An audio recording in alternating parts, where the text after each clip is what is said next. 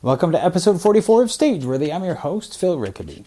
Stageworthy is a podcast about people in Canadian theatre, featuring conversations with actors, directors, playwrights, stage managers, producers, and more. If you'd like to be a guest on Stageworthy or just want to drop me a line, you can find Stageworthy on Facebook and Twitter at StageworthyPod, and you can find the website at stageworthypodcast.com. If you enjoy the podcast, I hope you'll subscribe on iTunes or Google Music or whatever podcast app you use, and consider leaving a comment or rating.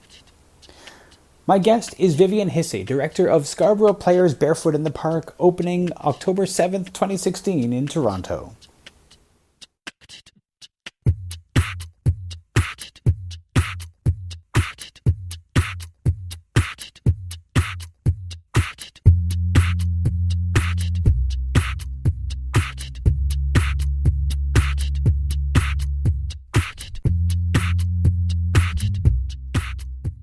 So you're directing Barefoot in the Park? I am. At the Scarborough Playhouse? It's called Scarborough Village Theatre. Yes, and I'm. There are three groups that use that theatre space: Scarborough Players, Scarborough Musical Theatre, and Scarborough Theatre Guild. And is there anything particular that drew you to Barefoot in the Park? Wow, good question. You know what? I have never seen Barefoot in the Park. Okay. And that's probably one of the reasons that drew me to direct it, because I don't like to direct things that I've already seen. Well, yeah. Because I want to put my own flavor on things as much as I can. It's Neil Simon, and it's a great play. It's funny, and there's an opportunity. I was talking to somebody about this the other day, that there's opportunities to, because the script is so great and the characters are so great, you've got opportunities to put your own side into it. You're not stuck doing absolutely what's been written and done all the time and things. So I think that's what took me there. Yeah, I'm trying to think of the last time that I saw or heard about a Neil Simon play being performed. And for a while, it was it was like every time you turn around, there was a Neil Simon play. I think that we haven't seen him for a while. Yeah. Which is kind of because you need a break from seeing the same thing all the time. But it's interesting to think about him coming around again and coming back into vogue almost. Well, when I first put my proposal in for this, as I read through it, and any number of times, I thought, all the stuff that's going on here is exactly the same thing that's going on today. So just because it was written in the 60s or takes place in the 60s, it doesn't matter, because the issues that the characters are dealing with, everybody's still dealing with that all today. So, and because Neil Simon's such a great writer, you can apply it all. So I originally thought I would try to hold it in today's in the 2016, but there's a lot of references to the early 60s and the within the script, and you don't want to change the script, so we came back to move it back to the 60s, and it's taking place when it was supposed to. But when I went through, I went, wow, you know what, people are dealing with this all the time. Yeah. Sometimes you don't realize how ingrained the references to a time in a script might be. Right. Because you think of it in the abstract, these are the good jokes, this is the story, and now think about the specific references that are in there. Yeah. What's your theater background? When you were how long have you been doing theater for? When did you start? So I actually started doing. I did in high school. I did the variety shows, right? So I did a bit of singing and and then when I went to university, I thought, well, maybe I'll audition for a play. So I auditioned for a musical and got in. And so I started at university, and then and I was doing musicals. Yeah. And did that for 4 years, and then finished university and had to get on with my life, and lived in that environment where acting probably wasn't a good route to go. Anyhow, so then how many years ago? Almost 20 years ago, I guess. I was working with somebody who was doing a play at Scarborough Music Theatre. And he said, Viv, you got to come and do this audition. I went, I haven't done anything, I don't want to, blah, blah, blah. And on my way there, so I signed up, and on my way to the audition, my parents' place was en route. And I thought, oh, forget it, I'm not going to go. I'll go visit my mom and dad. So, but in the end, I went and auditioned and got in. And it was an amazing show. It was Secret Garden. The director was amazing. The whole show was fabulous. So I got sucked in right back into it like that. And then I did a couple of shows out there back to back. And a friend of mine lived in Richmond Hill, and she said, why don't you come up and audition for just a regular play? Forget the musicals, come and audition. And I'd never really done a play before. Anyhow, so I go up there, audition, and I got in. And I had the lead role. So I got sucked into that. Yeah. So I've been doing I've done some musicals, but since then I've been doing plays, mostly. There's a lot of, I think there's a lot of women my age who sing much better than I do. So I've been doing plays, and I've been directing probably, I don't know, I've probably directed 8 or 10 shows now, I guess. Yeah. Did you ever flirt with the idea of being a full-time actor, full-time theater person? Absolutely. Yeah. Absolutely. One of the things, so I am a professional voiceover artist, and I do camera, like I do TV commercials and things like that. So yes, I do that. And that's only been in last 10 years. The professional theater, boy, it's one of those regrets you have in life. Yeah. You know, it's one of my regrets. You know, everybody says don't have any, but I kind of wish I hadn't done what I thought I should do, and I made an attempt to do some theater, more theater. Well, how many people? I mean, I think that's a really common thing. People go and they think they should do it, and then something. Common sense or something tells them that they shouldn't. Yeah, it's not a bad thing to regret it, because then you can go on and sort of look at, you know, what you've got now, what you can do now.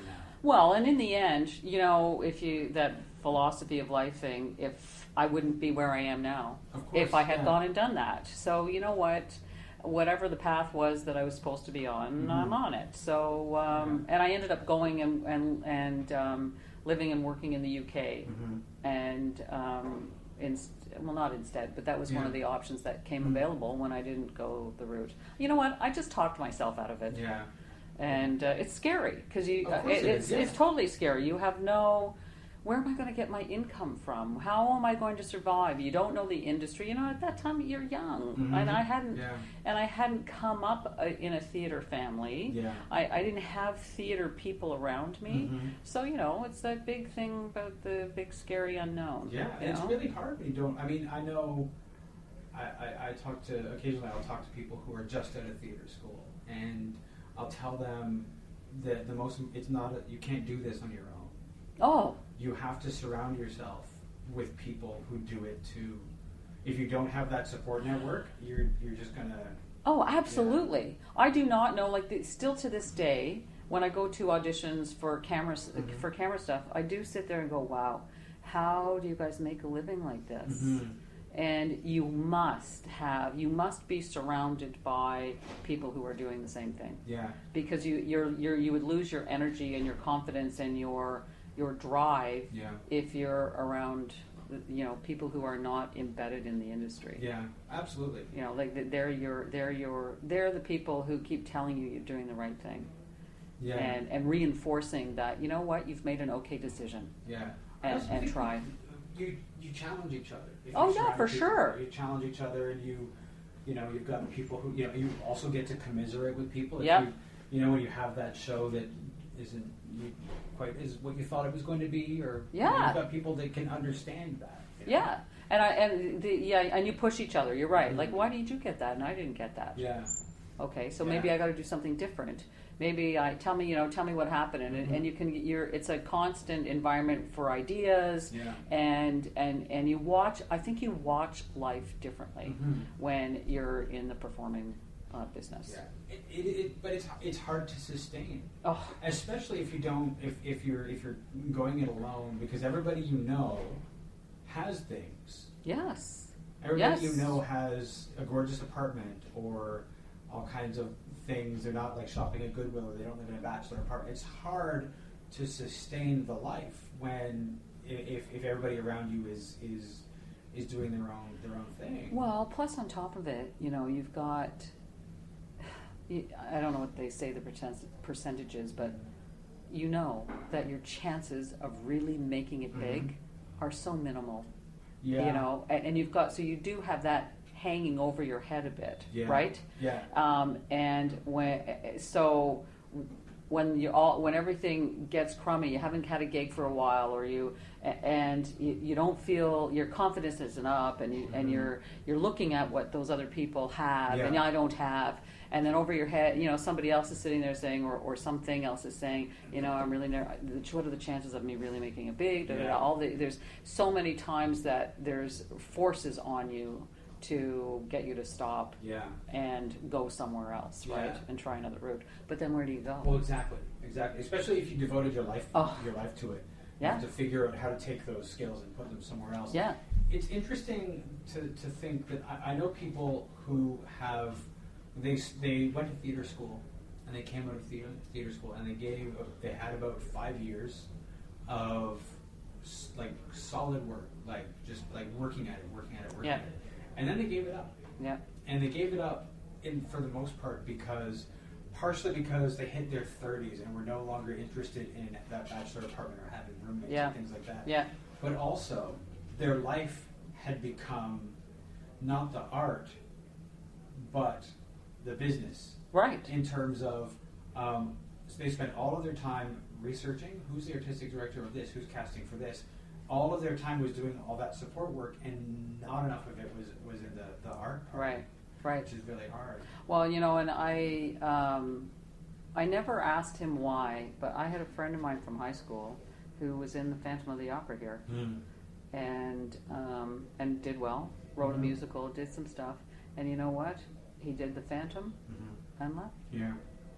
And lives in Kingston or somewhere out there, family, kids, and he has had no desire to go back into a stage production. Yeah. And he was young when he did it, and he wasn't. I don't even think he went to theater school. He just had this great voice and presence on stage, right? And then gets into this experience, and any actor would be like dying to be in there. Yeah.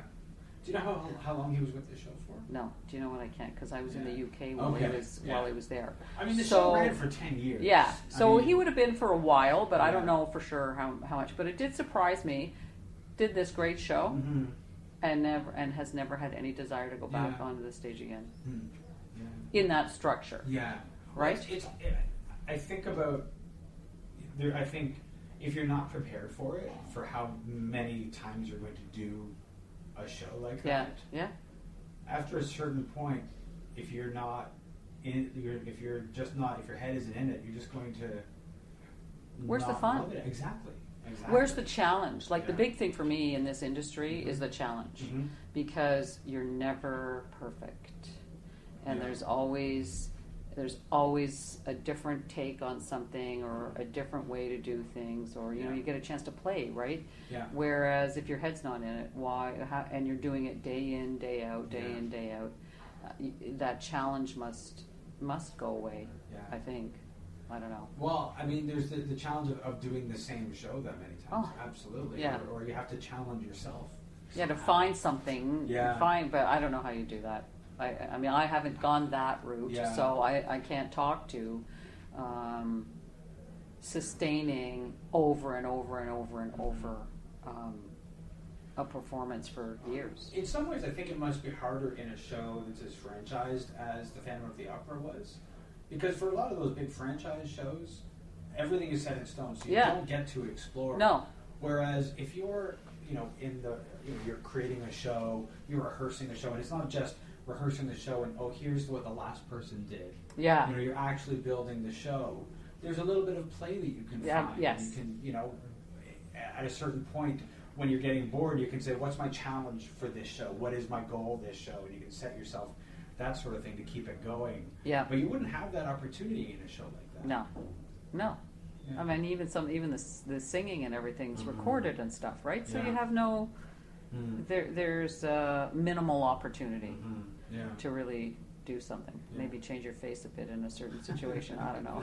I didn't give you that much. What is it? So, as somebody who went in from a performing point of view, Yes, but you're doing more directing. I am. So, what is it that made you, or that you wanted to direct? Well, you know what? A lot of reasons. I think part of me, I have a creative side to me, and I like to be able to bring that creativity to life. And when you're acting, you're doing something for somebody else. So, yeah, you can put your own, you can ask, well, you know, or have a conversation around, well, I kind of saw it this way or that way. And, but in the end, you're bringing the director's vision to life. And when you're on stage, you don't get a chance to see what that is, right? Yeah. And I like being able to sit back and look at the whole big picture and see what's all of this look like. And when you're on the stage, you don't get a chance to do that. You know, when you're doing dress runs or something like that, before you open, sure, you're allowed to watch and see, but you never see the whole thing. No. And I wanted to have the opportunity to do that. Plus, the directing for me is a challenge. I like to, my real business is I'm a training consultant, a corporate training consultant. So I like to guide people, I guess. And I like to help people improve themselves. So I see, and maybe I'm naive, maybe I'm whatever, but I'm thinking that anybody who comes out to do a play or do something, they're trying to do something for themselves.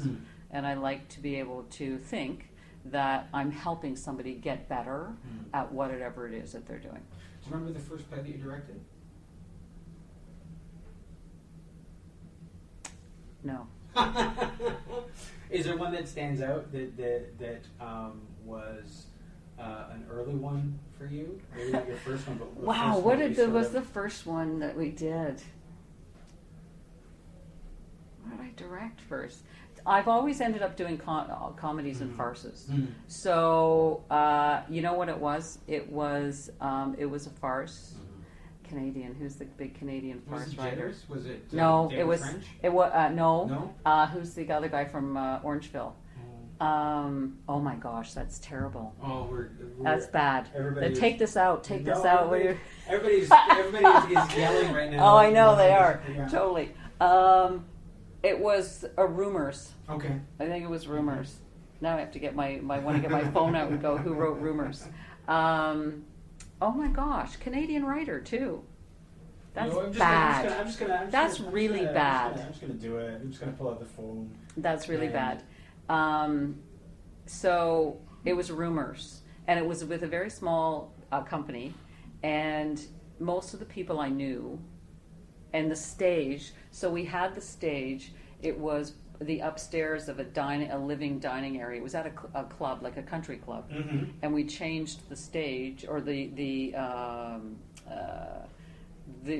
not the conference room, but the room where the lounge, the big honking lounge upstairs, into a theater, and it probably there was 100 seats for 150 people maybe. Okay. And we ran for 3 nights, and so this theater group had been there at the club for a number of years, and I did a couple of plays with them, and and everybody kind of just, we moved roles around. Yeah. So I said, you know what? Okay, I'll direct, and so we did that.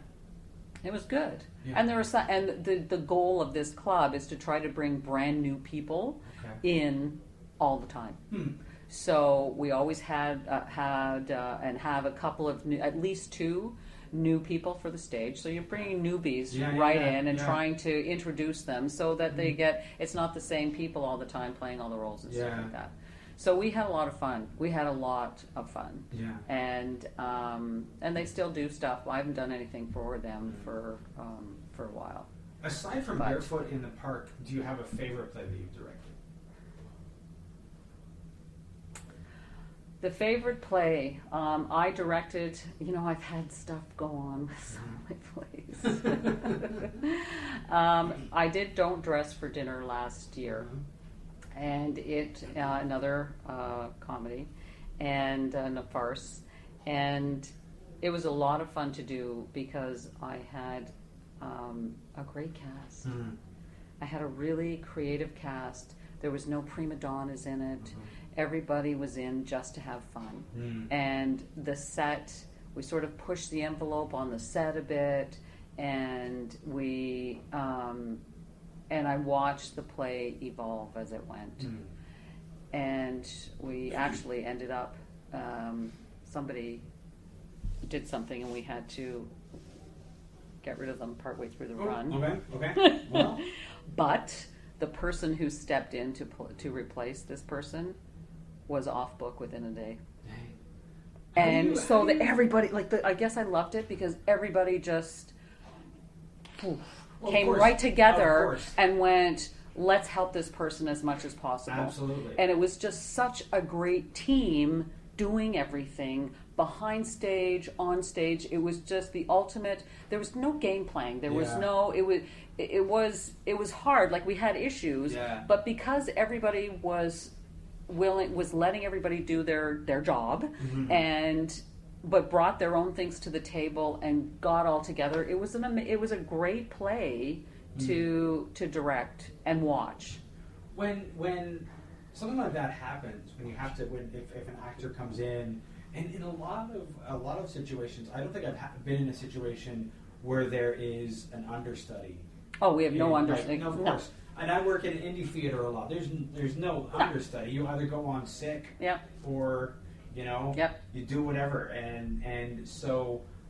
Norm Foster. They're Norm Foster. Of course, Norm Foster. I was listening to you. Yeah. I was sorry. No, of course, but now I'm not going to wake up at 3:00 in the morning going. Norm. For that. Sorry, you were telling me about. It was just like how people come together in that situation and support each other. It's that instant team. You have a team, but then as soon as you bring in that one person who's got to take over, how everybody comes together to support them in a way that is unique to that situation. Yeah, like it is, and you really find out who or the reasons why people are doing what they're doing. Because I've been in other shows where that did not happen, and you can tell what makes people when the pressure's on. And they either respond or they don't. Yeah. And I had another play, and we had an issue with one of the key actors on opening night, and he had a health issue, and one of the other actors had to step in on that, during opening night. Right. And ended up continuing a lot throughout the doing the role for a lot of the rest of the run. Yeah. And a couple of the people were just not what I would have hoped for in a team environment, trying to help this person be what they could be. Right. So the play would be as great as it could be because the audience doesn't know. No, of course. Right? Yeah. They have no idea. No. And the person who ran into trouble was the star of the show. Yeah. And everybody in the audience knew him. So it was a real, you needed to step up to the plate, and we had some challenges with that. So it kind of takes away, and then you sort of sit there and go, oh, it's not what I wanted it to be. Yeah. So the play that last year's Don't Dress for Dinner was for sure, it was what I wanted it to be. And that's probably why I remember it the best. Yeah. So a lot of things that we've been talking about, I don't have a word that I like for them. Community theater, amateur theater, non-professional theater, which I think kind of gets shit on a lot. Absolutely, 100%. 100%. And that's I actually did an audition. I should have the other day for a commercial, and they said, what's the thing that really gets you? And even though I didn't say this, Yeah. what really gets me is how much community theater is just like frowned Yeah. upon and like, phew, you're no good. And a lot of the people who are in community theater are ex-professional actors, Yeah. are ex-professional whatevers, Yes. right? And Yeah. or professionals. Yeah. So it's remarkable to me how much it gets poo-pooed. Yeah, exactly. And I see it, from my perspective, I use community theater. It's a training ground for me. Yeah. Because I'm learning, it's giving me the opportunity to direct, for Pete's sakes. Yeah. Who the heck is going to let me go? This is that chicken and egg thing, Yeah. right? Yeah. You want to direct. You could be, like, I think I'm a pretty good director. You'd have to go ask the people I'm working with. Yeah. But you know what? I think I'm a pretty good director. But nobody's going to even take a look at me No. if I go in a professional world and say, you know what, can I come and direct this? No, of course. Because I have no experience. Yeah. So where the heck am I supposed to get my experience Yeah. from? And then everybody, like as you say, shits on community theater as being not whatever. And Yeah. you know what? I think it's great. And I think value for money, for $25 for a ticket, Yeah. for what usually is a great show. Mhm. You know what? I don't think you can beat it.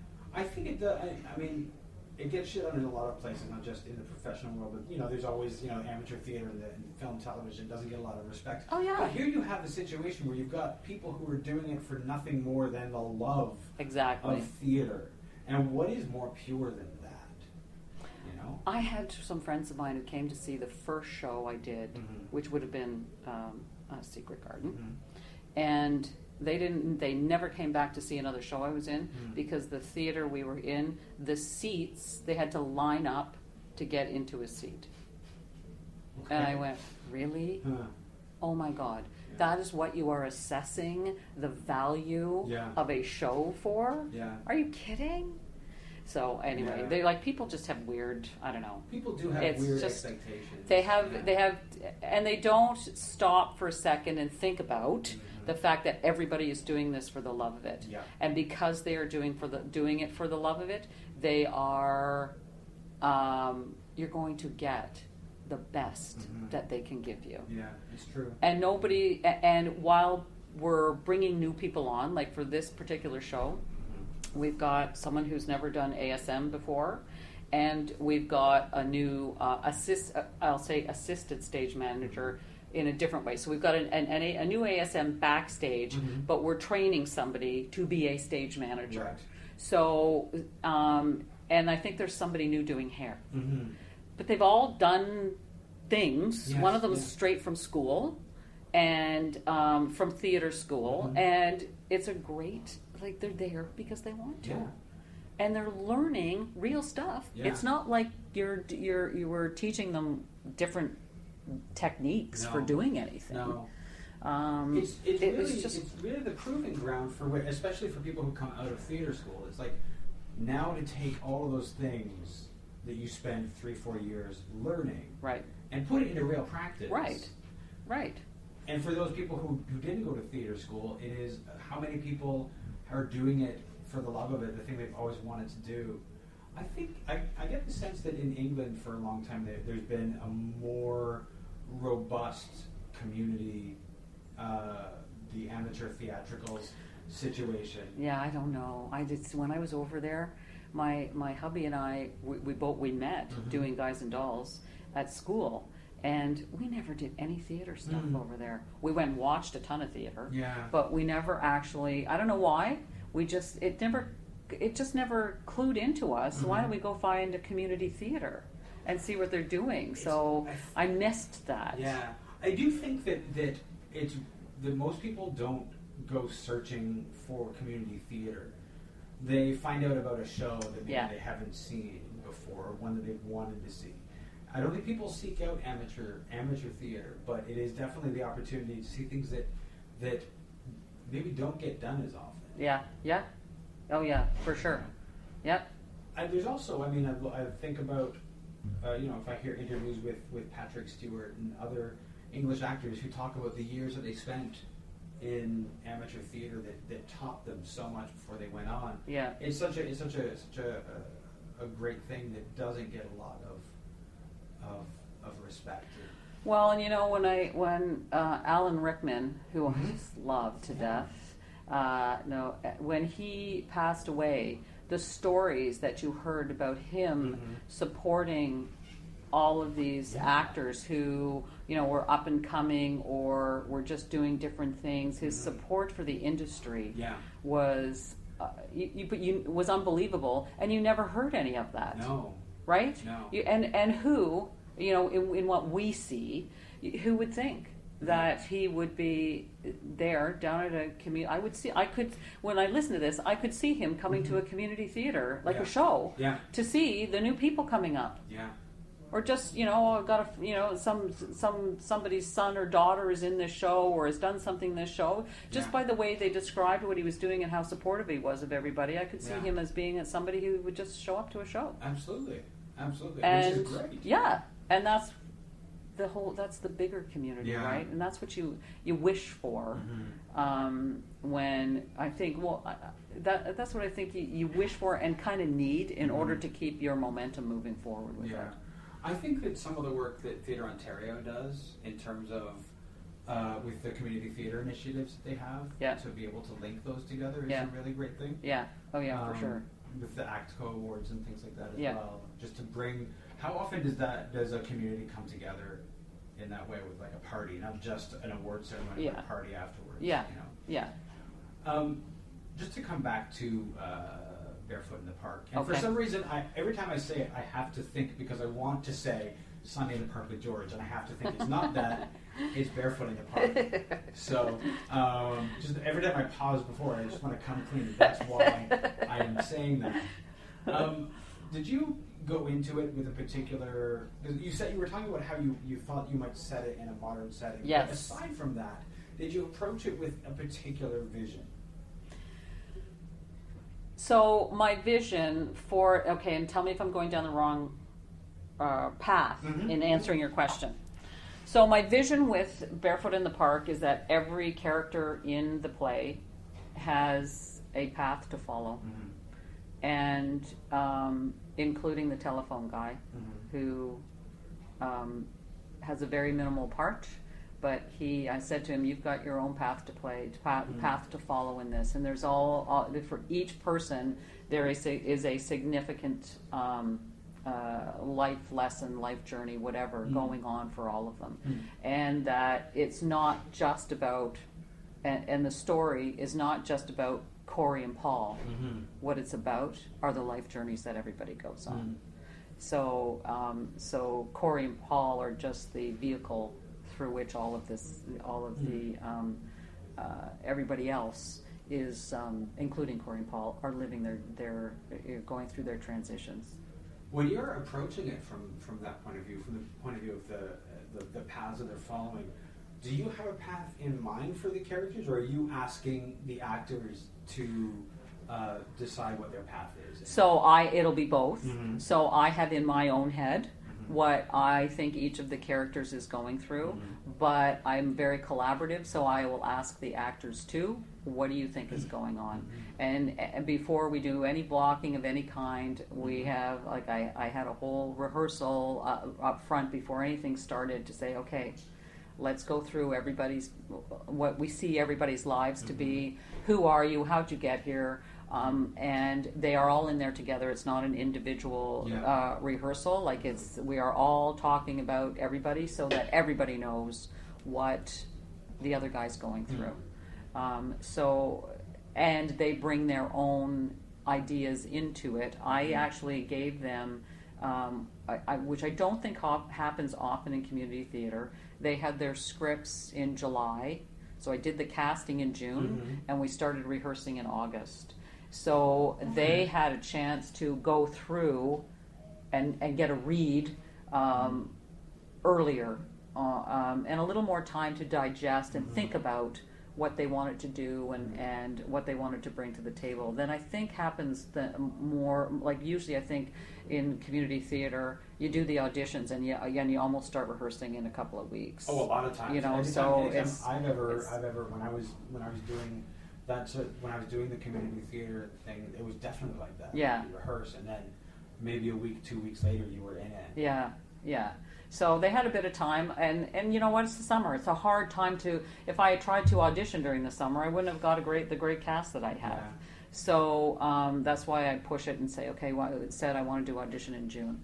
So when I've got my own vision of things, but it's pure. It is for sure a conversation and a collaborative discussion process with everybody who's in the play. Was there any kind of pushback on doing the auditions so early for the show? I wouldn't say it was pushback, but they didn't understand it because I had to put my vision forward, and I go in and get interviewed. Right. I don't know if anybody else put in to direct the play or not, but I did my interview. I think it was maybe April, and as part of the interview, I said I would want to audition at this point, and then we can start rehearsing in August. And it took me a while to get across the point that it's okay for them to have space in between when the audition is and when we start rehearsing. Oh, absolutely. So I wouldn't say that there was pushback. There was just like, really? Yeah. Oh, we've never done that before. So I think it was pretty successful, and we had a lot of people come out and audition. Well, that we wouldn't have done if we'd done it in the summer. I don't think. But there is such a lot of potential that you have for when you have time with the scripts to be able to come into the first rehearsal and with more knowledge than if you just sort of showed up, got handed the script, and read it cold. Yeah. And then discussed it. You can come in with questions that you've been thinking about for a while. And I've had, even myself, I've had times where I've been in the play and I get the script on the first rehearsal. Yeah. And nothing's highlighted, nothing's whatever, and you really don't have any idea what everybody else is going through. So you kind of miss a lot of opportunity, I think, to really start to bring the characters forward, because you're so focused on what the whole play is about anyway. Yes. And it doesn't give you the chance to I'll speak clearly. It doesn't give you the chance to even think about anybody else, right? Because you're so focused on who the heck am I? What am I doing? And you haven't had a chance to go through to get at least the big picture of what's going on in the play. So, I mean, I like it. I haven't asked the cast if they liked it or not, but I'd be you know what? surprised if they didn't. As an actor, I think I would be surprised if I didn't like the opportunity to be familiar with the play before I go to that first rehearsal. Yeah, I'd like to be able to. There's so many different with it, whatever character you're in. If you're really thinking about it, there's 20 million different ways to take the character, right? So it's nice to have some options on the table, just in case you're totally off base with what the director's thinking about, right? And you can't have those options if you don't have time to sort of think about things. And it gives you you'll get a sense in that first read if maybe they are off base. You sort of get an idea of where are we going from when we start really working, where is each person? Right. Which is not a thing you can know when they haven't read it. No, and having been an actor myself, I know it takes time to get there. And in community theater, you don't have a lot of time to get there. Well, so to be honest, it's in like most theater, you don't have a lot of time to get there. Not just community theater. I mean, in a lot of cases, 2 weeks is not a lot of time to get there in a full production, equity production. So there's any kind of time that you can give somebody is an asset to them. Right. Is there anything that you learned during rehearsal for Barefoot in the Park that surprised you? About what? I mean, everything. Is there anything? I've learned everything. I have always, you know what? This is the first time that I've had a real's not fair.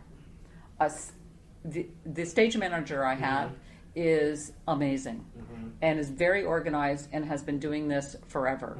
So and she's teaching this other person who hasn't, right? This is the first time I've been able to sit side by side with the stage manager and watch the notes that they're taking and how they manage, how they are keeping track of everything that they are doing. So so that has been very interesting for me because I haven't had that opportunity. I've been sitting beside the stage manager before, but they haven't been it hasn't been that intimate in terms of, figuring out what we're doing, I guess, or notifying. So now I see, wow, there's symbols you use there. Oh, I didn't know that. Well, they probably were just doing it, and now they're showing somebody do it, so now it becomes more visible. Yeah. So I've been learning that for sure. I've had to have somebody come in to help with the physicality of pieces so people won't hurt themselves. So I've done that in a couple of places before, but every time somebody comes in to start teaching about lifts or teaching whatever, you learn something new in all of that. I have with Scarborough Players, they build their set. Like I almost have a complete set now, and we don't open for a few weeks, and we haven't even gone into the theater yet.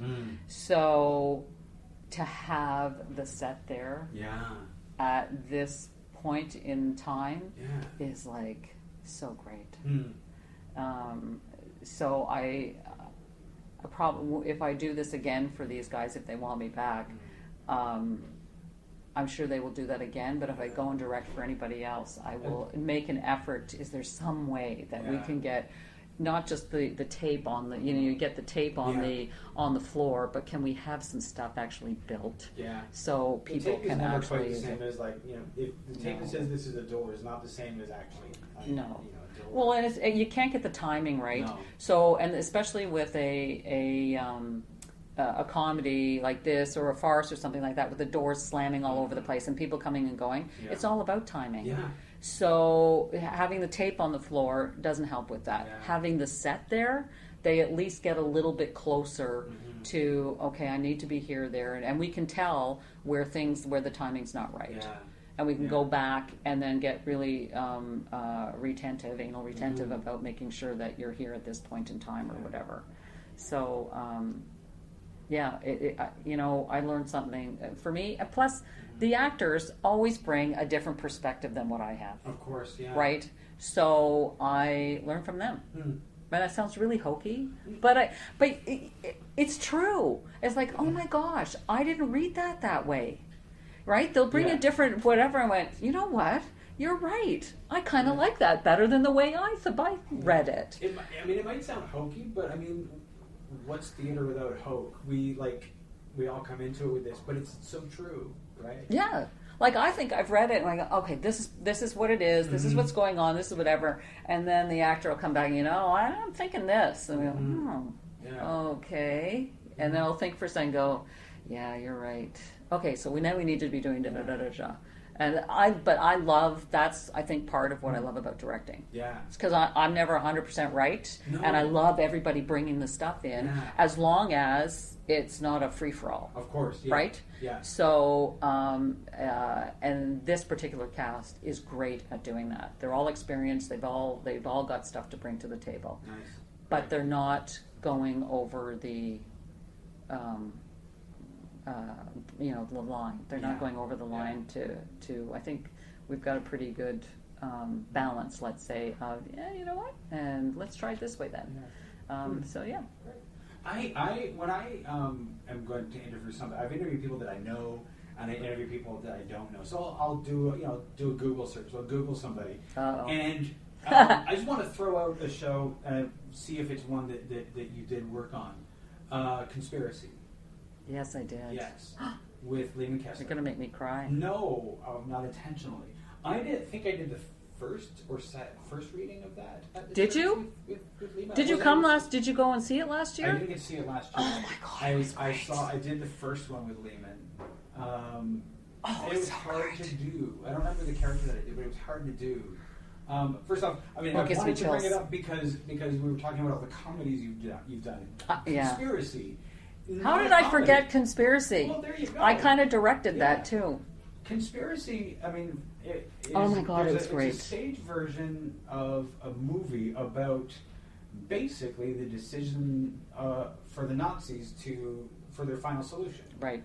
And it was chilling to perform, and I think I mean, I couldn't have gone, but I think if I thought about going, watching it was something that, having performed it, knowing what's coming, I think I was a little, because I know how it is.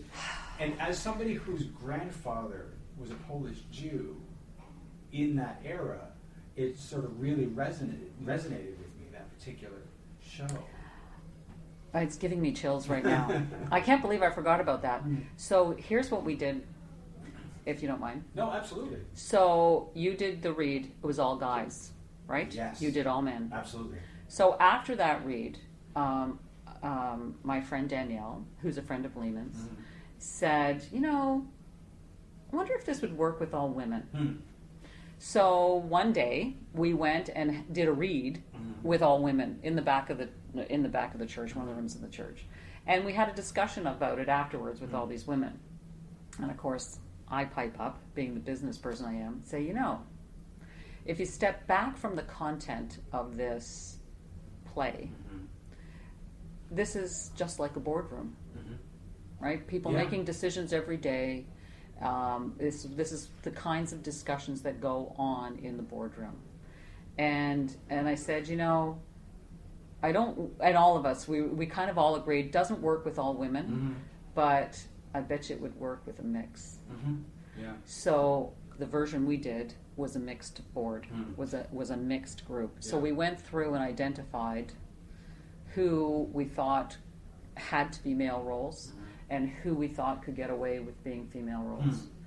And we changed the location of the show. I think you were in a different part of the church. We were in the main sanctuary when we did it. So we weren't. Yeah. We were in a room that, so we, the way, and I say I kind of directed it, Daniela and I sort of played around, and Lehman sort of played around too, the three of us. But what we ended up doing, we put the table, the boardroom table, in the center of this hall in the church, and the audience was around us. So it was kind of like they could sit almost anywhere they wanted, except the front. So it was almost like a thrust stage, okay? But we're in this room with stained glass windows, high ceilings, and it was, somebody walked in and said, this is exactly the kind of house that this meeting would have been held in. And we ran it during Holocaust week, so I think we did a couple of shows. And the audience was like right there watching this meeting happening.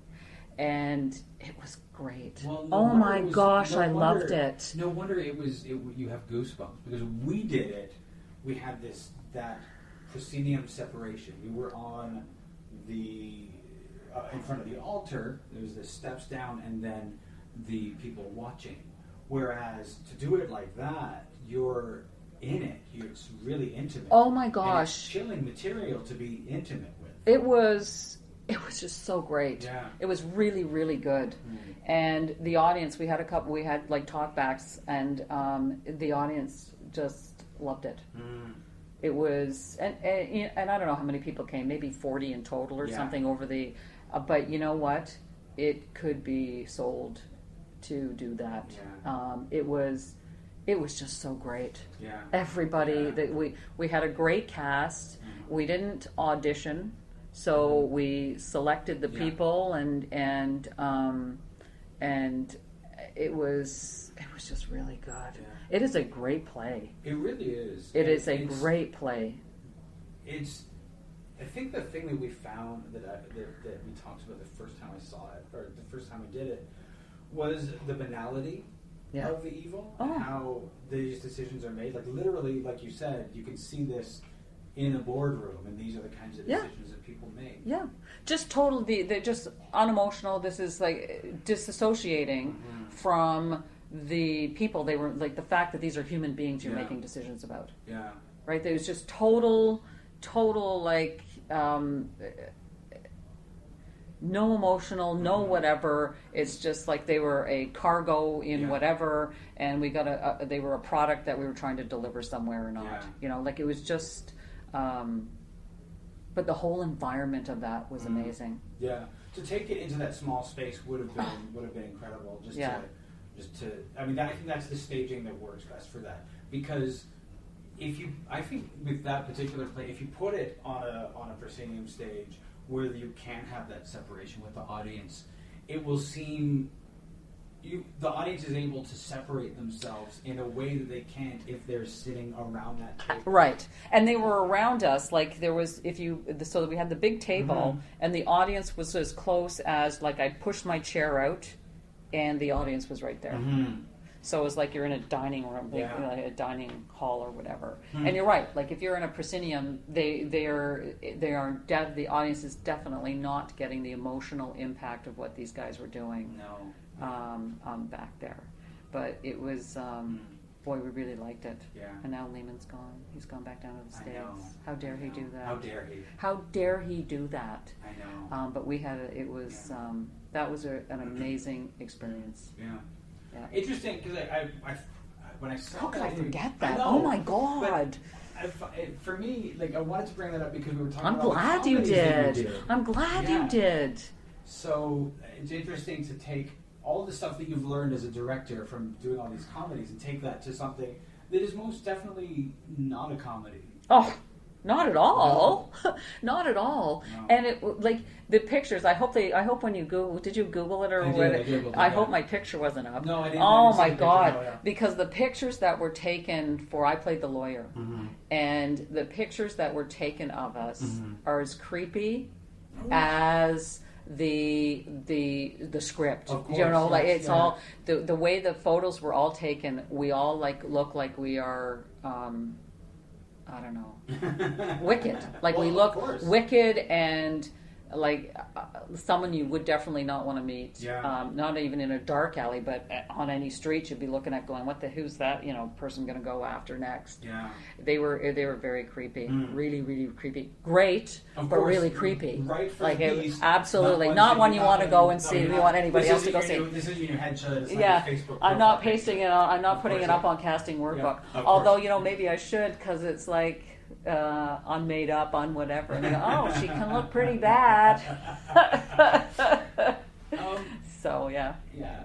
So I'm glad that was you, because it would have been. Yes, it was me. Oh, awesome. now if Yeah. Danielle is ever listening to this, she's gonna hate me. Well, I think it's definitely one of those plays that needs to be seen.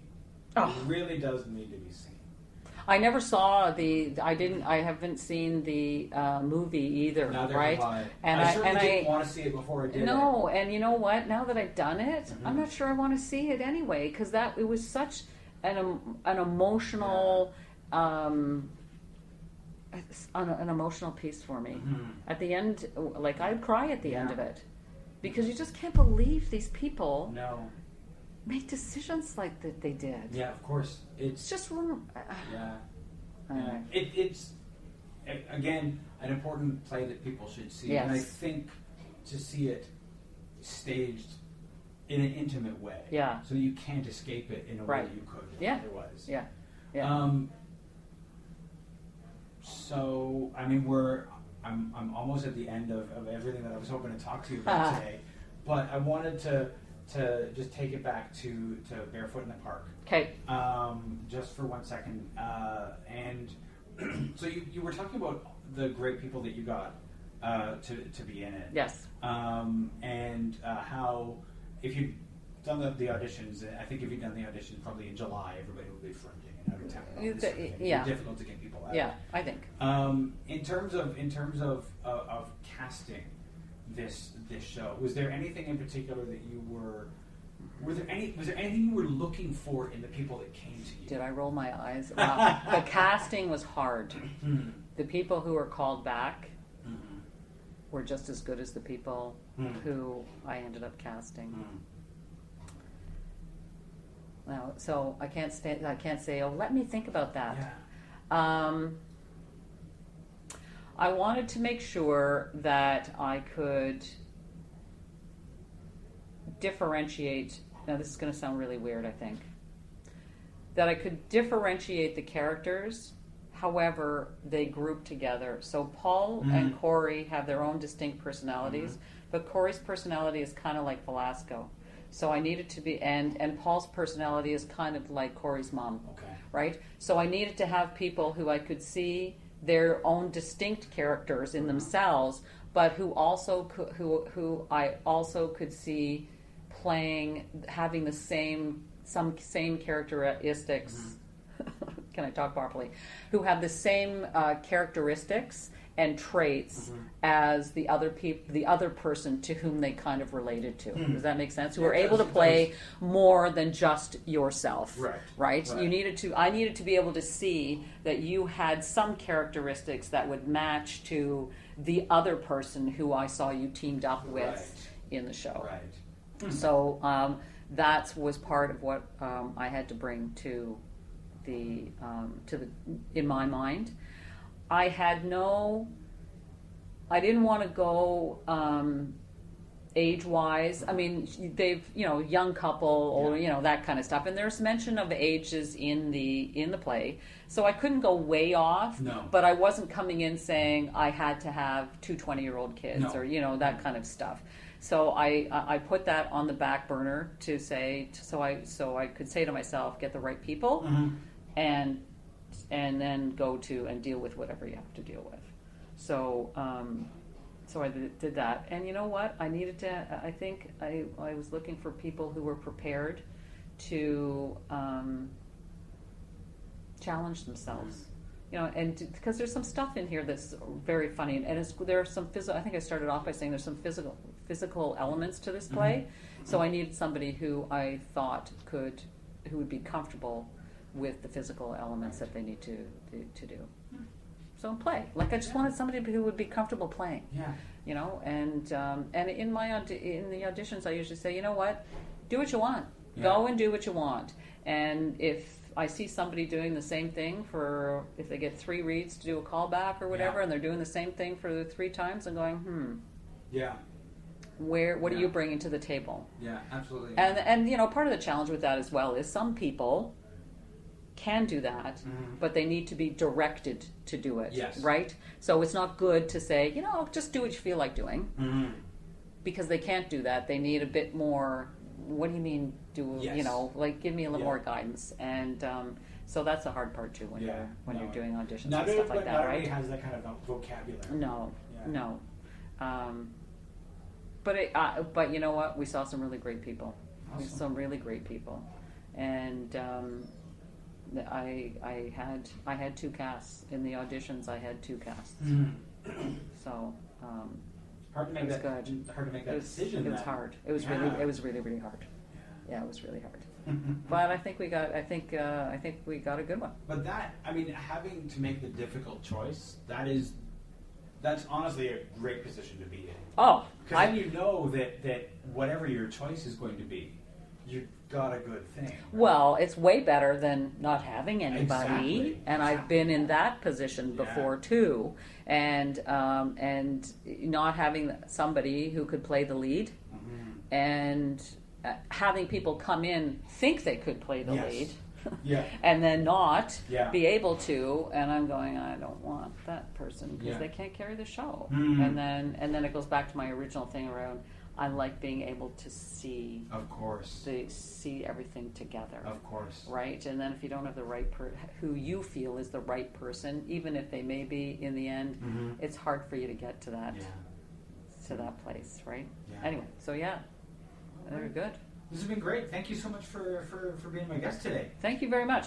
Do I need to? I may get in trouble if I don't plug a bit of the. Oh, let's do that. Can I do that? Absolutely. Can I do that? Oh, please. I don't want to read everything. I just want to say. I just want the important bits, and I might get in trouble for not saying anything. Okay, so we were talking about Scarborough Village Theatre. Yes. Right.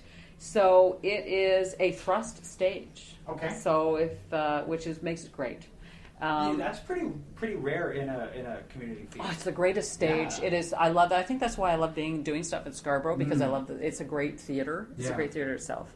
So they've been around. At least Scarborough Players this is their 58th season of being around. So they've been around for a while, and they've got a couple other shows happening for the rest of the season. So we are starting the season with Barefoot in the Park. Okay. So they've got three other plays. The Drawer Boy. Okay. Have you heard of that? It's Michael Healy. Yeah. See the names of the people who are instead of me having to guess. Tons of Money, which I haven't seen before. That's by Alan Ayckbourn. Have you ever seen that? It's a comedy. Okay, it sounds there's a million people in it too. Alan Ayckbourn is one of those great English comedic playwrights. That is like I remember reading his stuff and I loved reading his stuff, but I don't know that one. So it sounds funny. I haven't read it, but there's 25 million people in it, so it might be really good. And then the other one is Death Trap by Ira Levin, and it's a comedy thriller. I got to tell you, because I thought maybe I'll direct Death Trap, and I read it, and I went, I don't think I could direct it.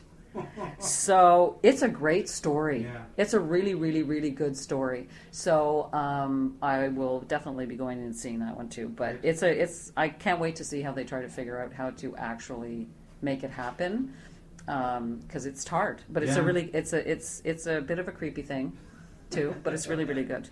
What else do I need to tell you? Everybody's volunteers. We all know that. And all of these. Scarborough Players, Scarborough Musical Theatre, and Scarborough Theatre Guild are all part of Scarborough Theatre Scarborough. So the three of them, they all do 2 or 3 plays. I think it's 3. I'm not sure if SMT does 3 or whether they do 2, but they all alternate throughout the season. Okay. So you go a players show, a guild show, a musical show, and then that's how they run the theatre. I think that's all I need to say. Awesome. I guess I don't know. We're being adjudicated at ACO. I've never been adjudicated before. Okay. Well, as a director, I've never been adjudicated before. As a performer, I have been. But so I don't know what. Do you feel like there's a different kind of pressure? Do you feel that differently about that? Or do you know what? Just trying to ignore it. I try to ignore it. Yeah. I think the powers that be probably feel there's a different level of pressure on it. But maybe that'll change after I've been adjudicated once. I don't know. But I'm trying to just do what I do. It's not the first time that the company's been adjudicated. Oh, no. It's just me. Me as a director is the first time I've ever been. But you know what? It's got to be. We're adjudicated all the time in this business. Yes, so I just have to, and they're going to like some things, they're not going to like some things. Yeah. And at least I think when you're adjudicated, at least I get the opportunity to respond to a question, why'd you choose this? Yes. Yeah. Whereas when you're auditioning or something like that, you never get that, right? Of course. you just don't get the gig. It's interesting because I've been adjudicated by the Dora committee before. You just know that they're there. Okay. It's like when they come through, and they all come through. There's like 20 people, so you know that they're going to be there, and then you never hear from them again. Oh, really? Maybe you don't get feedback. You don't really get feedback. So when I went in the shows that I was adjudicated for, were out in Mississauga. And they did a whole talk back after the feedback, everything after the adjudication. So maybe I'm not going to get any feedback after these guys come in. I don't know. It can be helpful to get it, though. I would love it. Yeah. I would love it. Because how many other people, well, you got to think that they'll give you the truth-ish, right? Yeah. How many other people really give you the truth, right? No, it's true. So it's true. It would be kind of nice to have some feedback. Do I want to hear the truth? Yeah, sure. You know what? I know there's stuff that's great in the show. There's going to be other stuff. I also know there's some stuff that we have done as in the staging and stuff. And I laugh and I go, you know what? Nobody in the audience is going to get this, but we will. So okay. I think that the feedback that you would get in such a situation is going to be, it's going to be constructive. There's no tearing you down. That you get here. Yeah. And you know what? How do you get better if you don't get any constructive feedback? It's true. So that's one of the reasons why reviews are kind of helpful. I mean, some people won't read their reviews during the show. Yeah. You have to always read the review and then decide, because sometimes you have to choose whether or not you're going to take it or not, right? But reviews at least can challenge you. Right. So to get kind of feedback that is at least constructive is always always helpful. Absolutely. Yeah. Well, again, thank you so much. Thank you. A lot of fun. This has been great. Thank you so much.